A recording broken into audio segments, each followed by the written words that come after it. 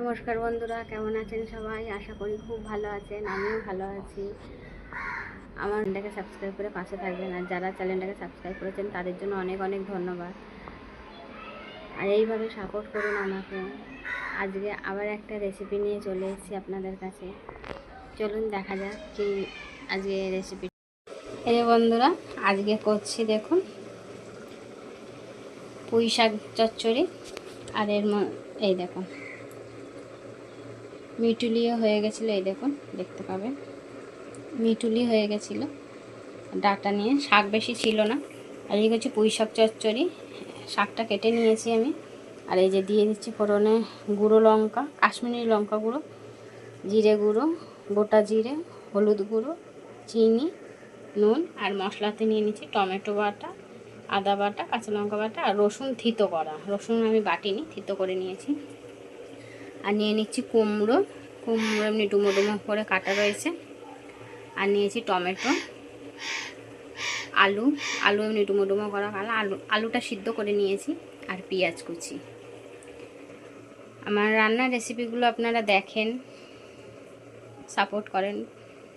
জানি ঘরোয়াভাবেই রান্নাগুলো হয়, মানে সবার রান্নার পদ্ধতি একটু আলাদা আলাদা থাকে। তাই আমি যেভাবে করি একবার এইভাবে করে খেয়ে দেখবেন, খুবই ভালো লাগবে রেসিপিগুলো। আর রান্নাগুলো পুরো দেখবেন, ভালো লাগলে লাইক করে দেবেন, পাশে থাকুন, সাপোর্ট করুন।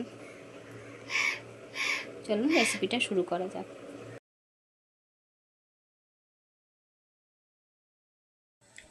এই যে কড়াইতে তেল দিয়ে দিয়েছি, ফোড়নে দিয়ে দিয়েছি 5 ফোড়ন আর গোটা জিরে। দিয়ে দিচ্ছি পেঁয়াজ কুচি।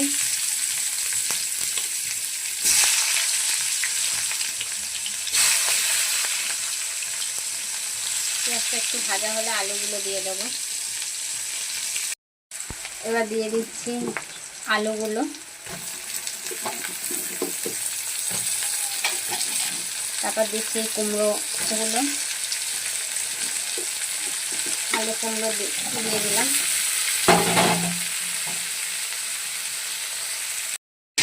তারপর দিচ্ছি টমেটোগুলো।